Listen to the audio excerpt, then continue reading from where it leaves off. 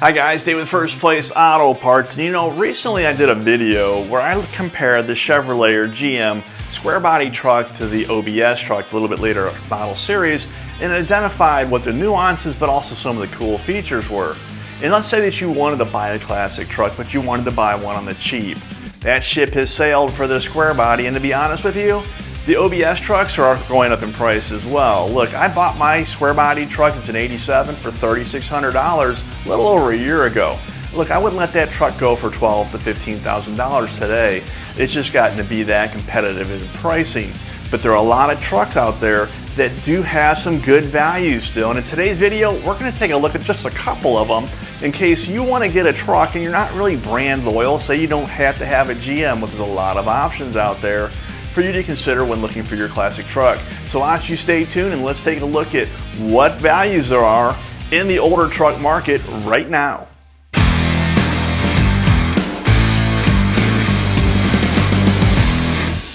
Guys, if you like today's video, please consider subscribing to the First Place Auto Parts YouTube channel. We're going to continually be adding new videos every week where we show you how to put new parts on. We take a look at the latest parts that are available, and we go to some pretty cool car guy stuff I'm pretty sure you're going to want to see. Unlike American muscle cars from the 60s and 70s, classic trucks are a certain kind of cool that a car will never replicate. Also, they're incredibly usable as well. Look, a classic American muscle car is really neat. It's fun to drive, but if you put 1,200 miles a year on your muscle car, you'd be doing a lot. A classic truck, however, you can go to car shows, you can go to Home Depot, and you can use it to pull a trailer as well. So a classic truck has a lot of uses that an American muscle car just will never touch. Now, I'm a GM guy. I tend to gravitate towards bow tie stuff, but that's the way I grew up. But I can tell you that I appreciate the Ford products and also their powertrains. And the first truck that we're going to take a look at that's readily available because there were so many made, but also have a rugged coolness to them, are the 67 to 72 Ford F-Series trucks.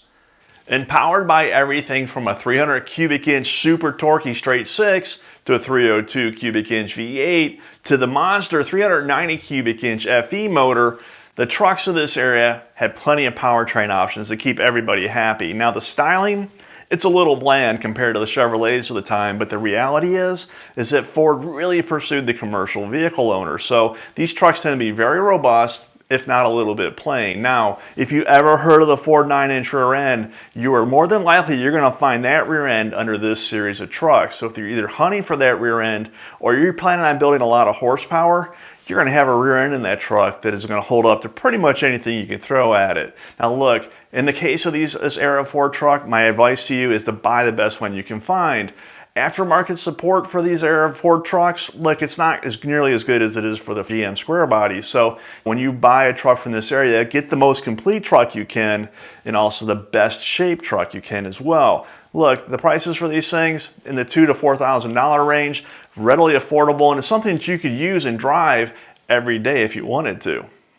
And following hot on the heels of the 67 to 72 Ford trucks are the 70 to 79 Ford trucks. Look, this was a redesign year for Ford, and they have a little bit more modern amenities and look to it. Things are a little more round, but they still have that very classic look. There's a reason why the F-Series trucks have been the #1 selling trucks for so long, and Ford really pursued the commercial aspect of the truck buyer's market, and therefore they made a very heavy duty but no frills type of truck. And the 73 to 79 F-Series truck is a perfect example of that kind of a philosophy. The 73 to 79 Ford trucks hit that sweet spot for me.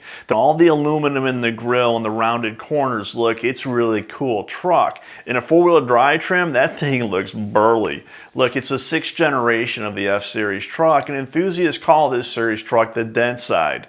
Powered by no less than over 10 engine combinations, available in two-door and also crew cab versions, short bed, long beds, four-wheel drive, two-wheel drive, automatic manual transmissions. Look, they made a ton of these trucks, and there's so many different styles and variations out there, you can still find exactly what you want.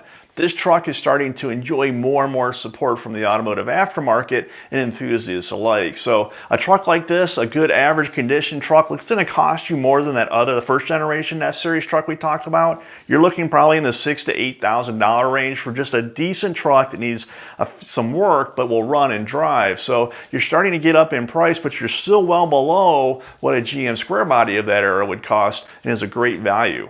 And maybe Ford just isn't your thing. Maybe you have a tattoo on your arm, or you have a shirt that says MOPAR or no car. Maybe you dig gear reduction starters, so you've always wanted a truck with the name of something like Little Red Express, Midnight Express, or Warlock. In that case, Dodge had you covered in the affordable truck market with the 1972 to 1980 D-Series pickup trucks. Now, Dodge and Dodge trucks have always marched to a different drummer than GM or Ford, and they have a unique look that's all their own. The body style from that 1972 to 80 series truck carried on well past 1980.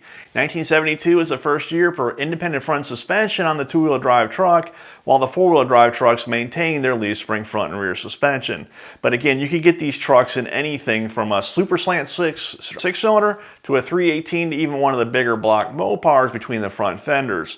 Robust, kind of cobby, and really short of creature comforts, the Dodge trucks of this era are what we consider to be just truly traditional trucks.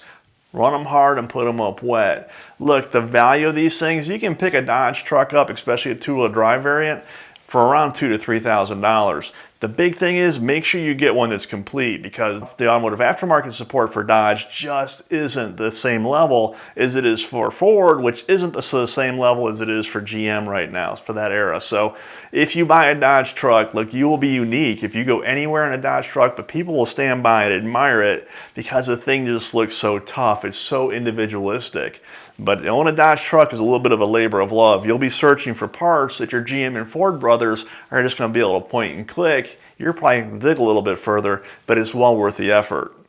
And maybe as a classic vehicle, you really don't want that harsh ride, and then you don't want to sit up real high. Maybe you want another level of refinement, or something that drives a little more modern, like has some creature comforts like cold AC and door panels instead of just steel doors. And if that's the case, what you're really talking about is a little bit later model vehicle that's still considered a classic. And in this case, the 5th generation El Camino fits that bill. Look, these things were made from 1978 to 1987. They were one of the last platforms for GM where you had a relatively large V8 in the size of a 305 all the way up to a 350 and a rear-wheel drive platform. They drove like a car but could haul stuff like a truck. They were a unique cross between cars and trucks, and have always had kind of not a stigma attached to them, but look, they look a little different. But I'll tell you what, done up right, they can be really cool. The neat thing about the G-body trucks is they benefit from the G-body cars, things like the Grand Nationals and the Malibus, which have more increasing interest in them, which means the automotive aftermarket is starting to make more and more parts for them.